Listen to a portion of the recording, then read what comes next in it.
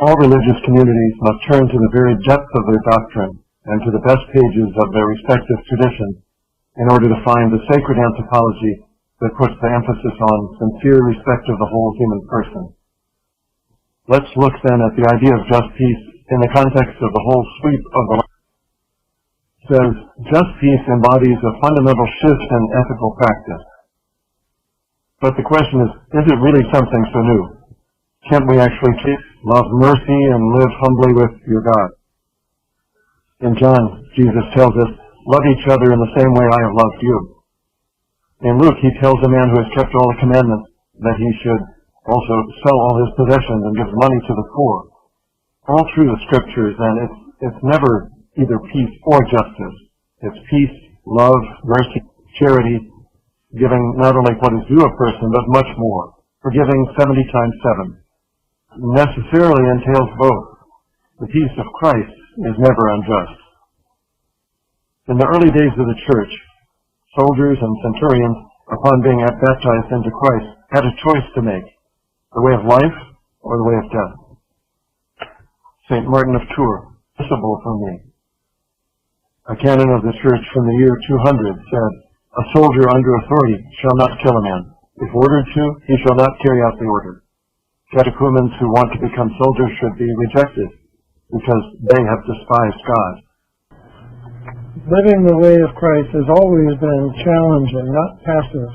The hard way, not the easy way. Father Louis Gillet, born in France near the end of the 19th century, wrote under the simple pseudonym A Monk of the Eastern Church. He reminded us that non-resistance of the martyrs wore out and inspired the persecutors themselves. Is this a weak and vague pacifism? No, it is a burning and victorious flame. Unquote. The just war idea really began in the West, with Augustine, around 400 of the Common Era, later refined by the scholastic Thomas Aquinas. Augustine asserted that, quote, the commandment forbidding killing was not broken by those who have waged wars on the authority of God, or those who have imposed the death penalty on criminals when representing the authority of the state, the justice and most reasonable source of power. Just war, an artifact of the West, is a construct that never really took in the Eastern Church. Modern theologian Father Emmanuel Klepsis has written, the gospel, while it teaches that shalom is unattainable in history, places the world in a dynamic process of transformation by the grace of the Holy Spirit that moves the world closer to the peaceable reign of God. Eschatology questions every necessity that legitimates violence. The purity of the early church, though, did not endure as a majority opinion. Orthodoxy, since the time of Constantine, has taken what perhaps can be called a middle way between pacifism and just war, an example of what we call economia. A more modern Orthodox concept is close to what Ernest Hemingway once said. Never think that war, no matter how necessary nor how justified, is not a crime. The Church then recognizes that beating back the barbarians or protecting one's family may, in the real world, move a man to violence. When that happens, he is neither anathematized forever, nor lionized as a hero. He is simply treated as a sinner who has transgressed the law of love, but who can still be saved. Church canons say that Orthodox clergymen cannot kill for any reason and remain a priest. A layman who takes a life is given an opportunity to rejoin the fold after undergoing a period of repentance and reflection. In the early centuries, this could be 10 years or more, even if the homicide was voluntary.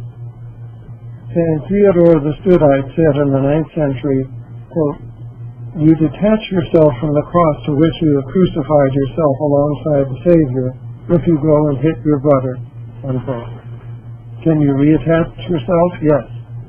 But you have not gotten a get-out-of-jail-free card any more than if you had committed rape or grand larceny.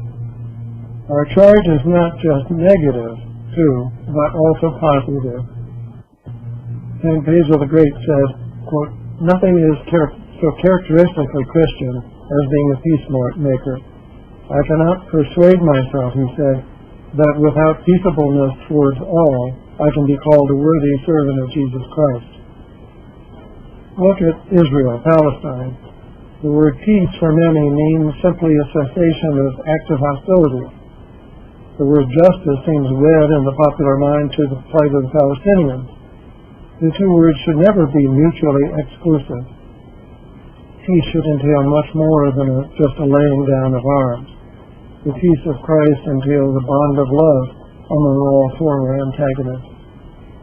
Athenagoras of Athens said about Christians of the 2nd century, quote, "We cannot endure to see a man being put to death, even justly." Applied to domestic policies here, it is not enough that pro-lifers merely oppose abortion. They must acknowledge that the life they respect also resides in murderers and rapists on death row. One must see the face of Christ in terrorists and in those fighting our troops on the battlefield. In fact, we must see it in political opponents and even in members of other religions. It is not enough for gun control activists to just oppose guns either. They must learn to hear the fears of the rural landowner, the urban mother with small children, or even the multi-billionaire who anticipates being attacked or robbed. Solutions that actually solve anything must speak to everyone's trepidation and everyone's loss. We who oppose war cannot simply protest and reject. We have to take responsibility for finding a way to reassure those who fear foreign aggression, or those who fear our own country, so that the need for each to arm themselves disappears. I want to share a short passage from St. John of Kronstadt, who died in 1908. Quote, "By whatever passions enemies may attack you, endure them patiently without falling into despondency, without anger, meekly and humbly. Do not allow any malice to arise in your heart. Every person on earth is sick with the fever of sin. It is necessary to treat everyone who suffers from the malady of sin with kindness and love. We often, very often, act in opposition to this truth. We add malice to malice. We oppose pride by pride.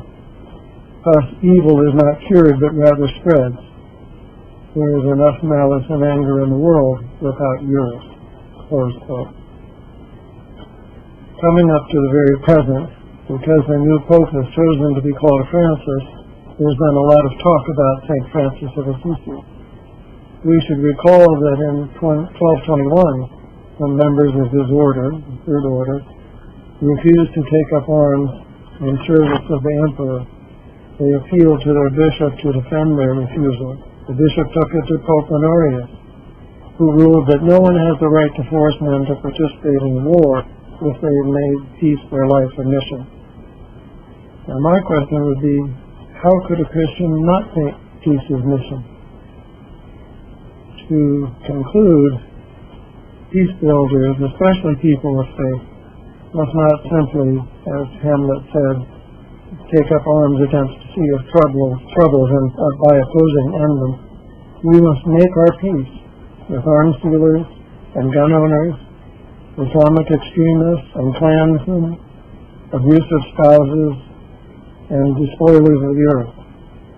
For in Christ, we are all one. Thank you.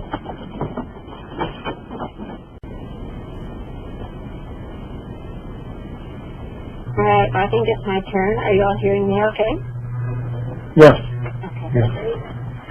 Well, my name is Ellen Ott Marshall, and I teach at Kinsler School of Theology, which is at Emory University in Atlanta, Georgia, and I'm United Methodist.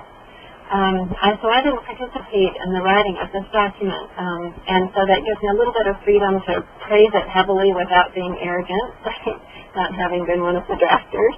So I wanted to begin with some just praise for the document and lift up a few things that I particularly appreciate about it.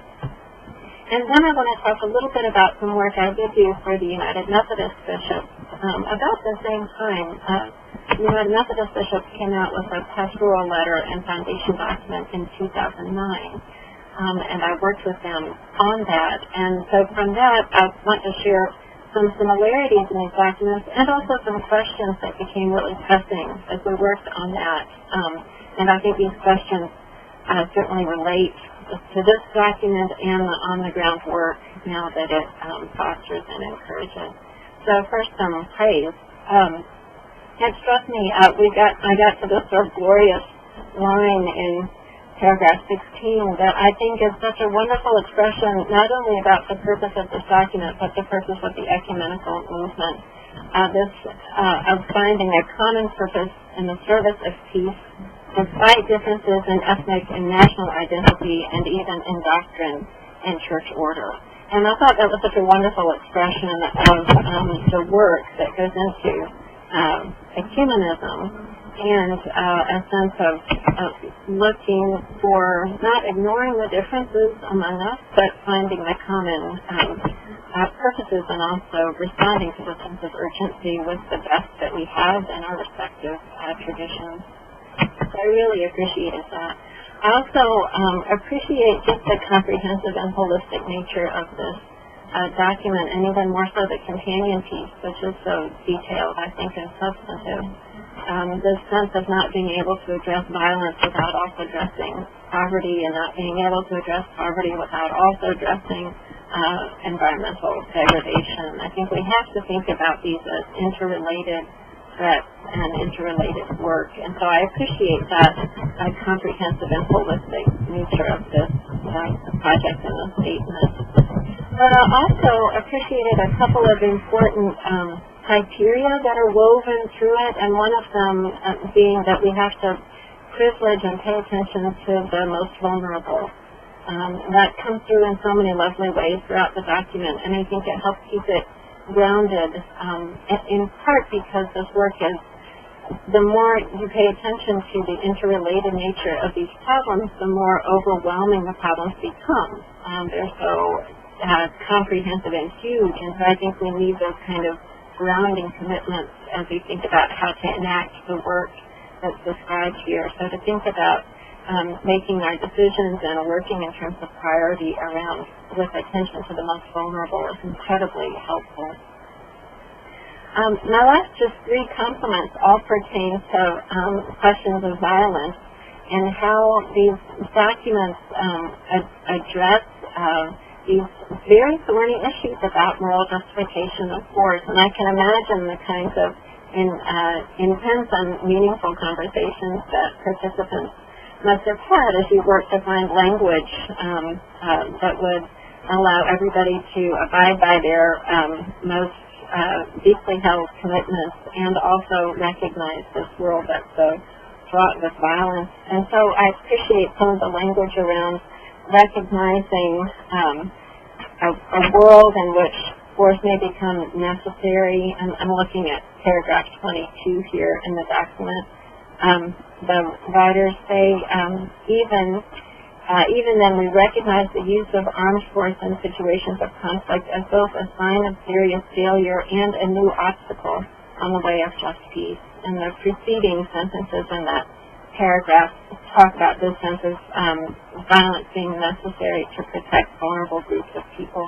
So I know that takes a tremendous amount of negotiation internally for an individual and for a group. And I think the language that's expressed in the document is again fulfilling that hope for an ecumenical effort that is trying to address these crucial matters of violence and still abide by a faithful witness to peace. Related to that, then, are the move to talk very substantively about nonviolence and what this entails, and again, how comprehensive living a nonviolent life can be. And then also to engage these new paradigms or new conceptual frameworks for just policing and also responsibility to protect. So that there's a nice forward movement in these documents from lifting up these best guiding principles out of the traditions and trying to now engage these emerging situations, and also new documents in terms of RTP and new ways to think about connecting justice, the striving for justice, and use of violence. So I thought that was really helpful, those two sections on just policing and responsibility to protect.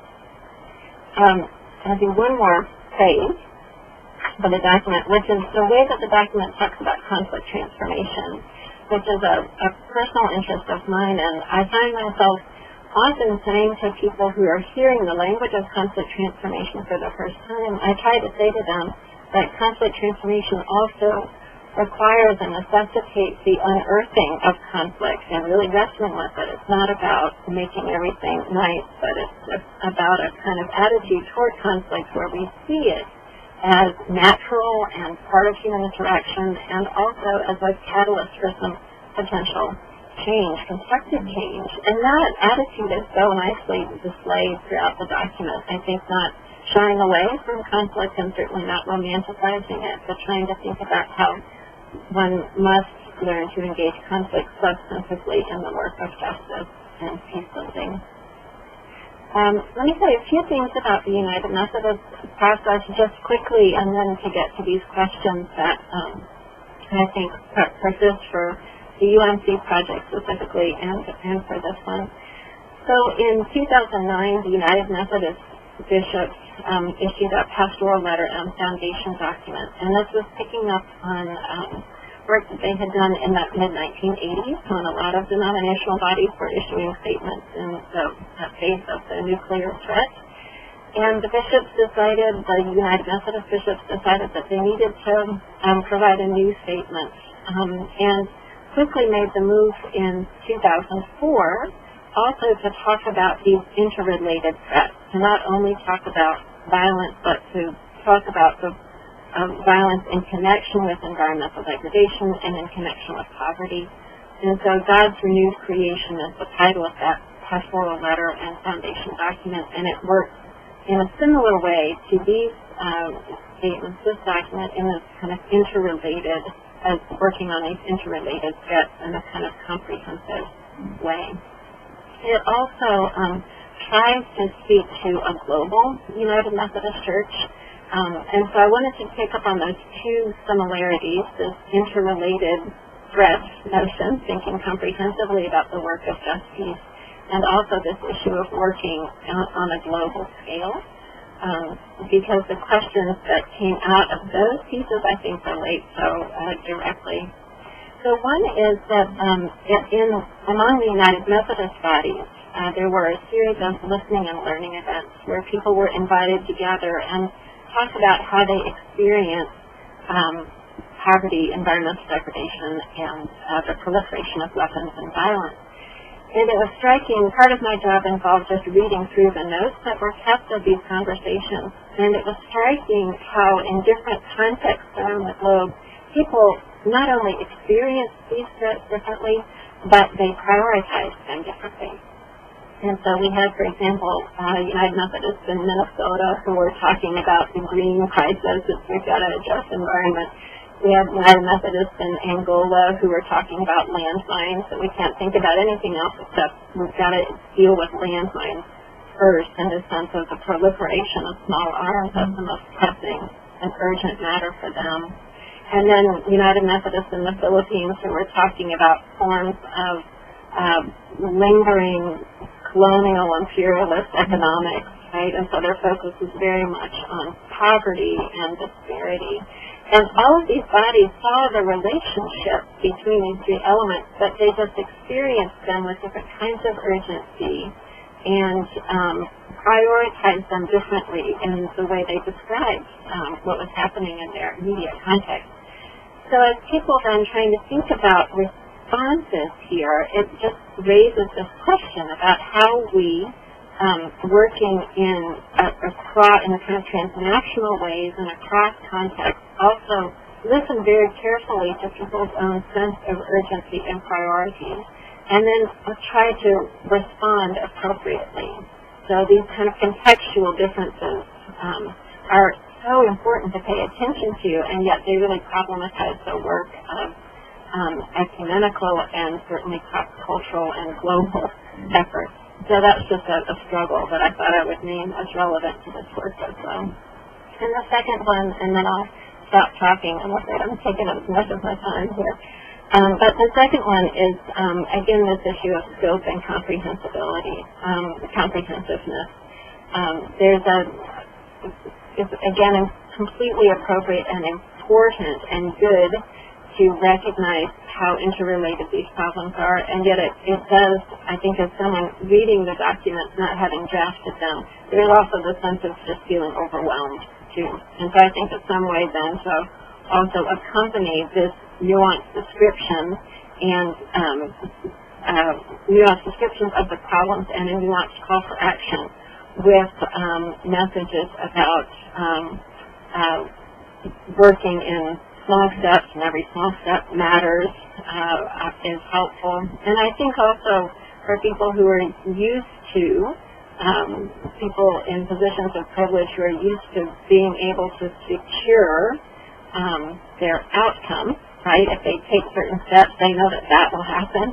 When they're confronted with these situations that they can't control, many of us sort of withdraw in some way. So I think Sharon Welch, who's a writer that's been really influential on me, has this great phrase of cultivating an ethic of risk.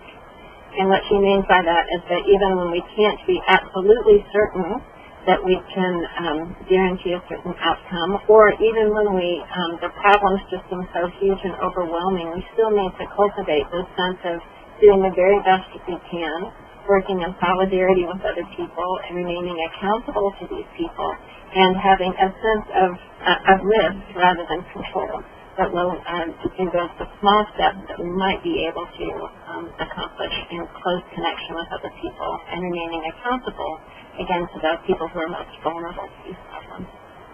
I'll stop there. Hi. I'm Jennifer Lee Sears. I am a PhD candidate who's just submitted a dissertation at Yale University in Religious Ethics and African American Studies. I work with the World Council of Churches as the co-moderator of the consultative group for work with Pentecostals, and also on the Youth Commission called ECHO. And I'd just like to think for a while on the idea of working just peace and reflections on the theologies and practices of justice and peace historically and in the present. The document entitled An Ecumenical Call to Just Peace concludes with these words that are also included in the Just Peace Companion. Until our longing joins our belonging in the consummation of all things in God, the work of peace will continue as the flickering of shore grace. Working just peace, and looking here at the document, An Ecumenical Call to Just Peace, which concludes with these words that are also included in the Just Peace Companion. Until our longing joins our belonging in the consummation of all things in God, the work of peace will continue as the flickering of shore grace. We can identify many aspects about the nature of just peace, the definition of just peace, the technologies of just peace, how we discern it, how we express it, and how we call communities into expressions of just peace. However, it is critically important that we understand that whether we are doing the first order work of just peace in terms of expressing it through our conscious and unconscious everyday living and or response to crisis, or we are doing the second order work of just peace in terms of contemplating the isness of just peace and imagining the contours of the shouldness of just peace. Just peace is work. Just peace must be worked, in fact, and it takes shape in the actions of moral agents. Just peace is therefore worked on, worked for, worked out, worked through, and worked with. It becomes both the goal and the nature of our work when we commit ourselves to just peace. This afternoon, we're especially focusing our energy on the second order work of just peace, applying the time and strength of our mind, body, soul to recollecting and reigniting theologies and practices of just peace. I want to begin by underscoring the essential connection of just peace. And justice, and you'll hear me refer consistently to the two together. Justice cannot be defined outside of peace. Peace cannot be defined outside of justice. Remembering this is one of the gifts of the documents that guide our conversation today. The terms justice and peace are anemic without one another. However, these are often approached as independent objectives. Thus, I take care to maintain the connectivity of these terms throughout this brief presentation, referring consistently to just peace, not justice or peace, as a reminder that they are mutually implicated. In 1797, Richard Allen, Absalom Jones, and several Quaker sisters and brothers established the Free African Society for the sake of the spiritual and social well-being of free African people and Africans still seeking release from slavery in Philadelphia. Having experienced discrimination in the Methodist Episcopal Church they were attending, the Free African Society would ultimately be an intermediary organization that gave birth to the African Methodist Episcopal Church with the leadership of Richard Allen and a community of African Anglicans with the leadership of Absalom Jones. This off-fold account of my denomination's formation is important because it underscores several important touchstones that can inform contemporary engagement in the work of just peace. We were reminded through this story of the following, that just peace is often compromised in our own places of worship and in our own spiritual communities and practices. Just peace is often made possible through ecumenical engagement, and especially in the form of opening systemic and personal doors in order to give and receive mutual aid. Just peace finally does not necessitate that we all belong to the same church, denomination, or organization in order to honor our responsibility of love to one another. It does, however, necessitate that we refuse to allow differences that calcify in socioeconomic inequalities to drive our interest in preserving our churches, denominations, and organizations. Just peace necessitates that even when we differentiate and separate ourselves, we conscientiously and proactively commit ourselves to ensuring that our differentiation, our separation, and our agenda in our independent spaces reflect our utmost commitment to the diversities that embody just peace. Moreover, to the extent that our independent spaces do not reflect this commitment, we must reform, dismantle, and or discard them. Upon reading that sentence that opened this talk, remembering it here, until our longing joins our belonging in the consummation of all things in God, the work of peace will continue as a flickering short grace. My mind was drawn both to the concept of Ubuntu from Southern Africa, and especially to Mab Seeger's account of this term. The term means born to belong, and Seeger explains it in this way. We are all born to belonging, and we know ourselves as humans in just and mutual relationship to one another. The idea of understanding our telos, the end of our primary human objective in the work of belonging, that is, coming into belonging with one another, is a helpful place for us to begin to rethink just peace in our contemporary context, especially on an interpersonal level.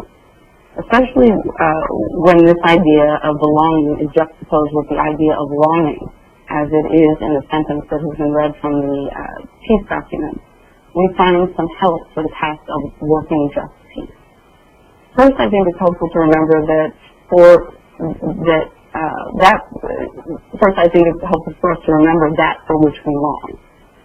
In Christian theological terms, we long for the parousia, Christ coming again, or perhaps for the eschaton, the end of days in some sense. In many ways, we understand longing in terms of that tension that Moltmann has elucidated in the modern era between the already and not yet. However, this kind of longing must be held in tension with more material longing, for our daily bread, for our shelter, for our health, for our safety. We have personal and systemic longings. In the case of blacks in the United States, for instance, and other minorities, we have longed for freedom from slavery. We continue to long for freedom from being disproportionately forced by necessity, opportunity, and policy to serve, to perform service work in our labor economy. In many ways, spiritual and material, we long for belonging, though.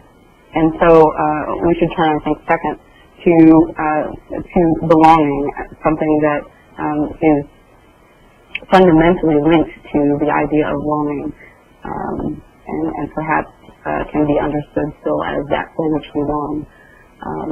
As we think about belonging as that which is marked in and through just peace, it is important that we privilege and prioritize the voices of those who feel offense, discrimination, degradation, and challenges to their human dignity. Throughout the last decade or so, the traditions of liberation theology have undergone serious critique and attack. But they have some wisdom that I think needs to be retained and retrieved in order for us to live fully into just peace and to be able to work it through a longing and belonging that are complementary to the establishment of human dignity through right relationship with the divine and one another.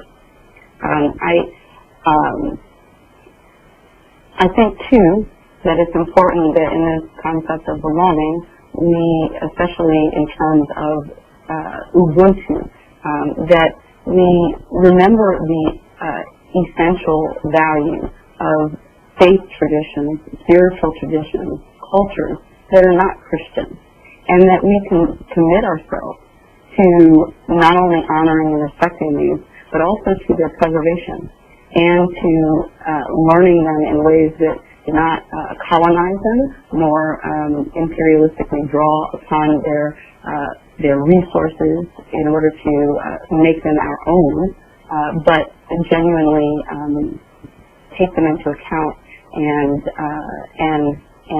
allow ourselves to be inspired and transformed in and through them.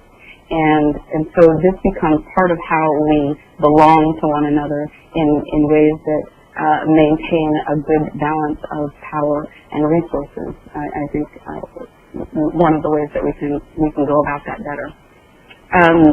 Over the last 7 years, I've worked with the World Council of Churches in the capacities that I shared earlier, and also had an opportunity to be a part of the Decade to Overcome Violence in various ways, unexpectedly, in at least three different fora.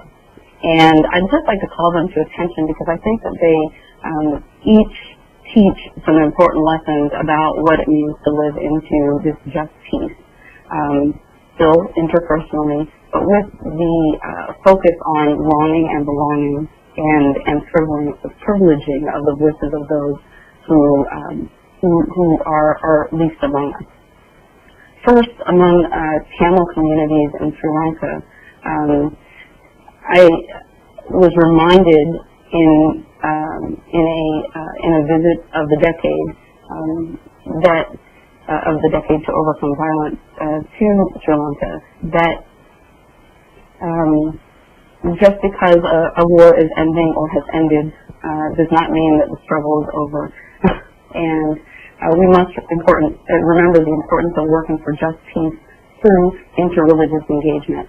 There, it was possible to see Christian communities working in concert with Muslim and Hindu communities closely, connected through culture and through a common experience of oppression. And also, I was reminded through that experience that just because peace is a characteristic of value of a religious tradition does not mean that it is a characteristic that is embodied in that religious tradition. And certainly we as Christians often claim to be peaceful and a peace faith and often fall short, and so that remains of importance. Also, in terms of Israel-Palestine and the drafting of the Kairos Palestine document, I was reminded that we cannot assume that because there is a claim of discrimination or subjugation that it is the only claim, or that it is the stronger claim. And so a challenge, especially as we're trying to listen to the voices of the least of these, is to make sure that when we're listening, we find helpful ways to adjudicate between and among claims of degradation and harm.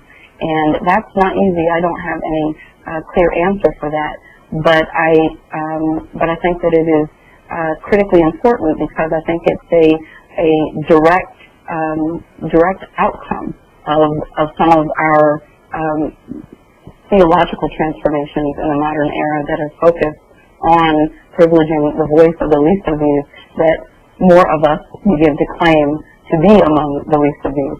And so that's something that we must keep in mind. And finally, just want to remember one of the meetings of the Youth Commission met alongside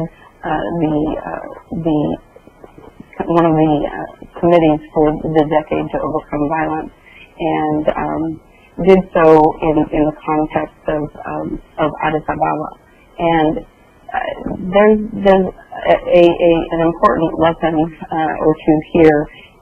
First, in that we need to maintain dialogue. That is absolutely important. But there are also ways that we can sometimes situate our dialogues in strangely embodied and disembodied ways. Strangely a part of the communities where we talk and not a part of the communities where we talk. And so we have to maintain a commitment, I think, to an embodied form of dialogue that never takes an opportunity to discuss without engaging exactly where we are and who we are, and doing so in ways that are responsible to the work of our longing, our deepest, holiest longings and belonging. Thank you. Very good. I'm Scott Harlan, and I am Director of Peace Studies and Professor of Theology and Culture at Bethany Theological Seminary, which is Seminary of the Church of the Brethren in Richmond, Indiana. And we are in partnership with the Earlham School of Religion, which is a Society of Friends seminary, and we work very closely together. My background in working with the Ecumenical Call to Just Peace began really with the Decade to Overcome Violence. I worked closely with the World Council of Churches in a number of educational conferences and also action-oriented conferences in Europe, in Africa, in Asia, and in the Americas during the decade. And I was on the final drafting committee of the Ecumenical Call, which we completed finally in Beirut, Lebanon. And I thought I would begin by talking a bit about the genealogy of the document and place it within the context of broader ecumenical conversations.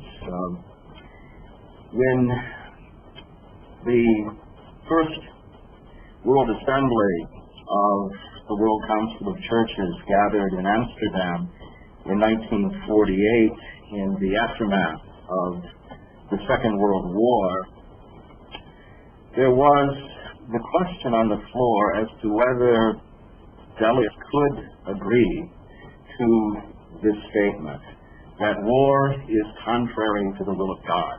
And this became a much debated statement given the very diverse traditions around, on the one hand, just war, and on the other hand, a variety of approaches to Christian nonviolence and pacifism.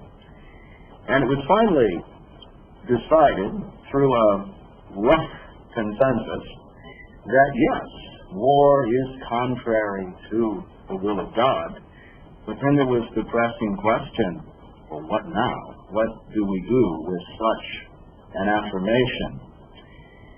And we have had many rich conversations leading to theory and, thankfully, praxis around that declaration since the First World Assembly in 1948. But let me mention a couple of things that I think were quite significant in moving the conversation forward. In the early 1950s, the World Council invited a number of conferences which were called the Purdue Consultations in Switzerland. And some of the participants in those consultations included André Trocmé, Jean Lesueur, John Howard Yoder, A. Musti, and then a large circle of individuals who were close with Reinhold Niebuhr's shift from liberal pacifism to the tragic necessity of just war. And those conversations were rich and respectful and continued for many, many years. And in some ways, we meaning the many thousands of persons who contributed to the Ecumenical Call to Just Peace, we see this document as a continuation of those early conversations with hope that the conversation will continue even as it is continuing now. I think one of the things that many of us committed to this call have been deeply concerned about is something that the sociologist of religion, C. Wright Mills, who was at Columbia University, called the problem of the metaphysics of violence in the modern period.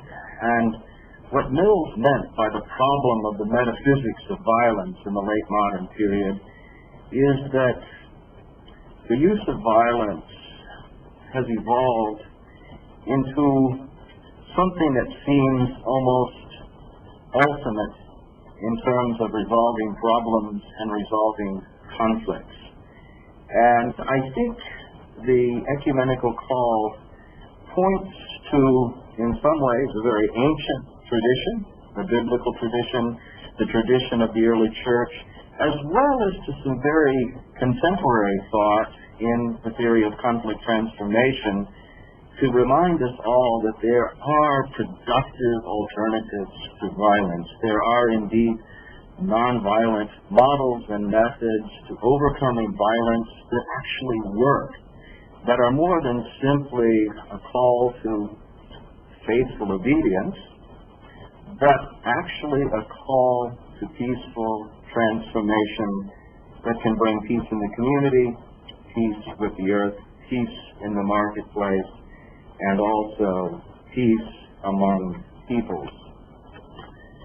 I thought maybe my time, since it's brief, could best be used by pointing to a section in the document, and Ellen has already pointed in the direction of this section, and it is section, actually 22 and 23, but I'd like to focus on section 23 because in our consultations ecumenically, internationally, this question of just war versus, let's say, pacifism became a pressing question. And of course, this was the question that perplexed many of the delegates in Amsterdam in 1948.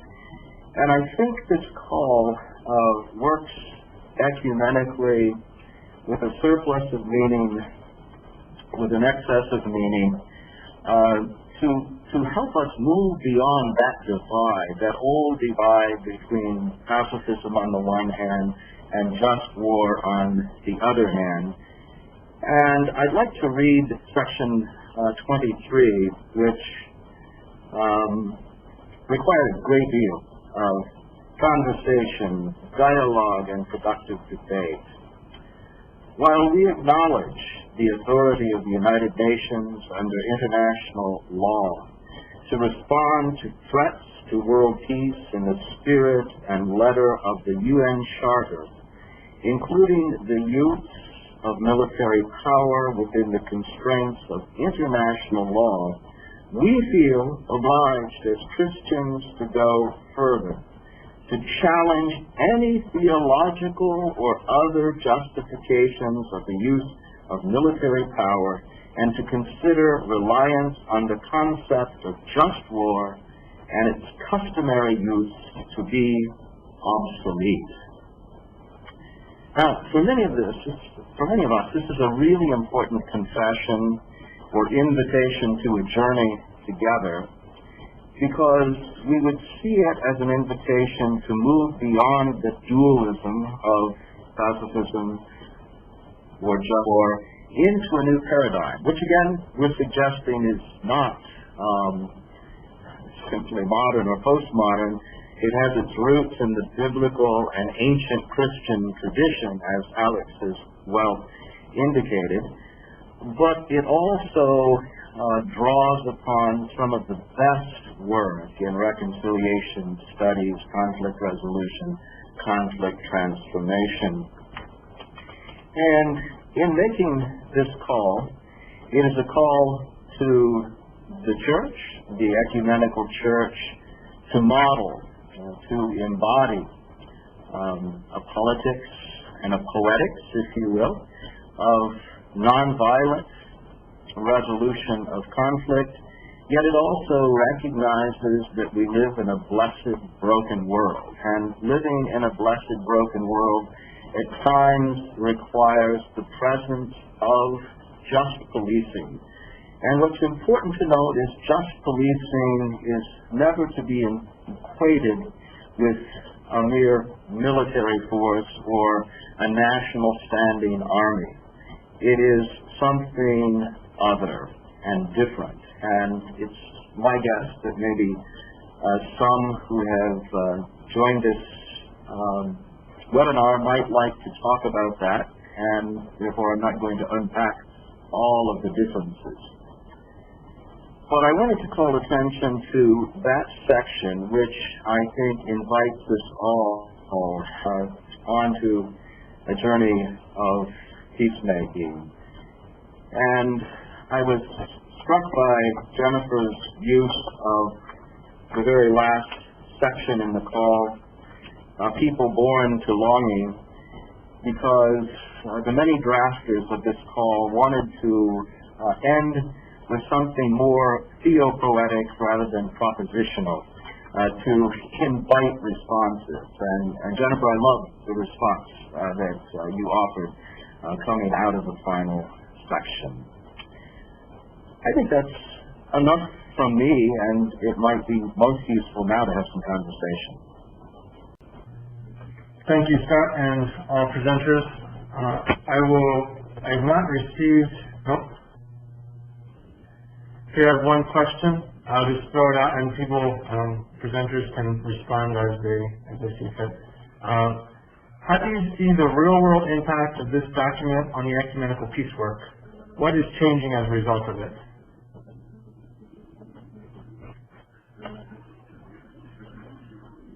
Well, I can take it first. I think one of the impacts is that it's brought persons together from many communions to talk about the possibilities of just peace. And it has led to a great deal of important networking and not simply theoretical conversations, but serious thought about how these theories can be embodied in practices, which is some of what was happening long before the document was even composed in much of the work of the Decade to Overcome Violence internationally. I'd like to suggest two things. One, that this kind of effort reminds us again of the special contribution to Christianity of what's often termed the historic peace churches.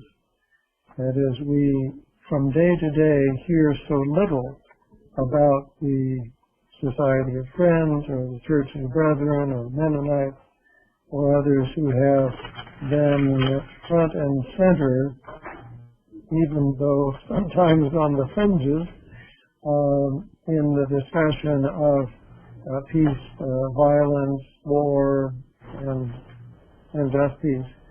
And so it's a useful thing to have them lifted up a bit and to allow their voices to influence the rest of the Christian community.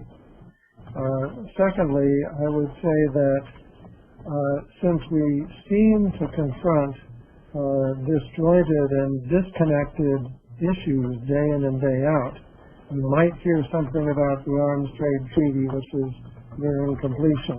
You might hear about violence against women with stories of rape in India. You hear about abuse of children when the subject of the Pope and Roman Catholic Church comes up, and so on. But the lines between them are seldom drawn very clearly. And when this kind of activity occurs, I think it makes it easier for each of us to think in terms of the connectedness of all forms of violence, including economic violence and racial discrimination and ethnic separations and genocide, the whole panoply of violence, which is often treated as though they were different things.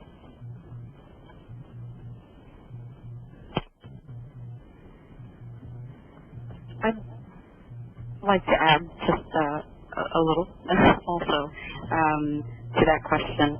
I think that it's important to always remember the relationship between speech and action, and the fact that, and sometimes speech as action. And dialogues such as this one, that produce documents such as this one, are a part of a process of speaking truth to power. They provide a resource for us to enact more and to do more. They are, I think, an important way for us to begin conversations in our various communities, and to really get a local sense, if you will, of how to do that and how to do it well. Also, documents such as this one bear witness to a process of accompaniment that I think is very important. The idea that we have engaged people around the world who are experiencing violence in various forms, and have been a part of those in various ways. That speaks to, I think, a kind of a rich, again, global response that we can have if we take care to use documents such as this one and panels like this one that come out of those documents in order to inform the work that we do in our vicinities. Great, thank you. Another question that came in is I can read it specifically, but the question related to for the decade to overcome violence. This is a fairly short amount of time, given the scope of the problem of violence, that is. The question is, ought it perhaps be better to declare a century to overcome violence in order to keep our leaders' feet on fire, to keep them moving? Do you have any comments on the thinking behind a decade versus a longer period of time, or what the process of thinking about the decade to overcome violence was, and how it relates to the overall goal of the decade? Right. The circle of peace that Alex mentioned, I think, is an important gathering. I will be there.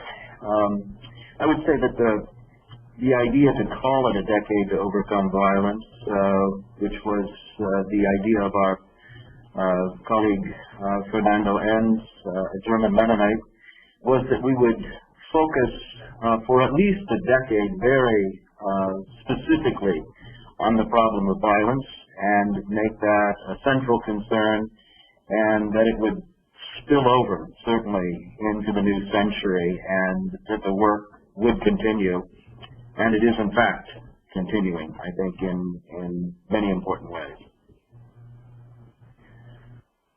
One sort of composite question from reading through several of these would be, what is the role of building empathy in making peace, and how does this relate to helping churches to become courageous sources of peace, and specifically how could potentially what suggestions would be used for making this document available, or helping congregations to utilize this document in that process of becoming sources of peace in their communities?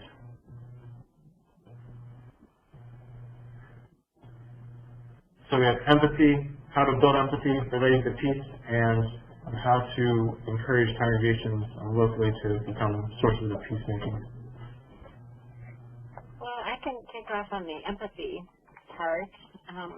But I've appreciated actually so much of, I think empathy was woven through Alex's comments in particular, opening up in the way you were sort of talking about those of us who hold certain positions still being accountable to and attentive to the other, however that's construed relative to the position we hold. I thought you demonstrated empathy just in your opening remarks. I think it's foundational for any kind of peace work, and is certainly a disposition that we can foster through a variety of spiritual practices. I have, in my own personal life, certainly been impacted so much by Thich Nhat Hanh's meditative practices to foster empathy, but it's not something I make time to do every day, but I think there's basic meditative exercises or various kinds of spiritual disciplines that can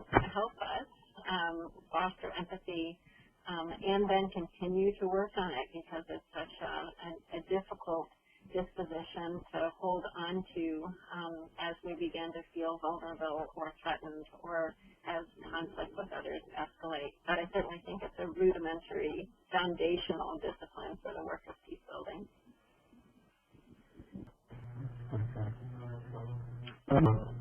Did anyone else have anything else to add? I don't want to go on too long. I know people have many things to do.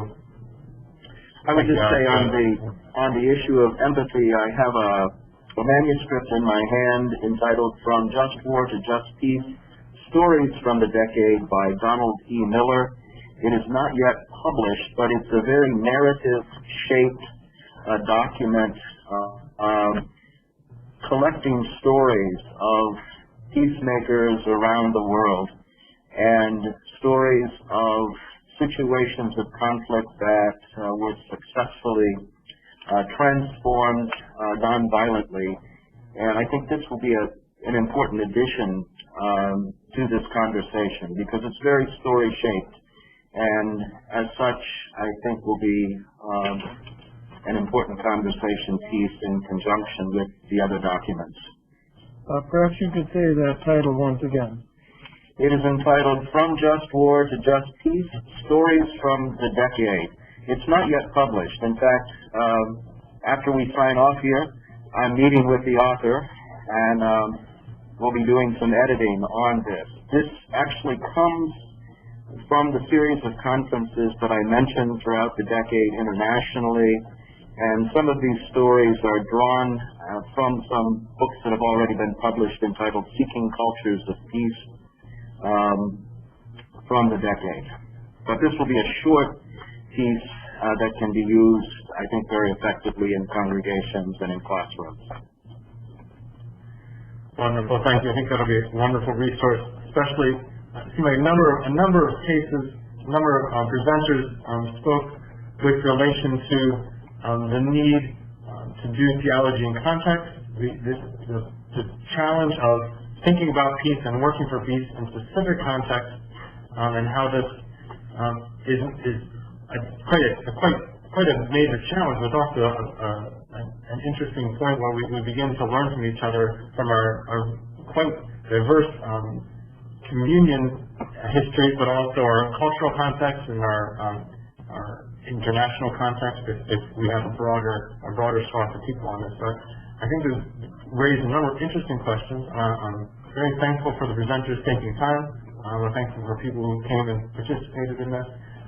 I will be sending out the links to this as we get the transition into the recording and have it online. And I will also send out a link to the document. One of the questions was for that link, so I posted that in the chat, but I'll also send that out in an email. So thank you very much again. I hope you have a good day and have learned and have been inspired to work for peace and think about peace in your communities and churches. Thank you, and hope to meet you soon. Bye. Thanks, Nate.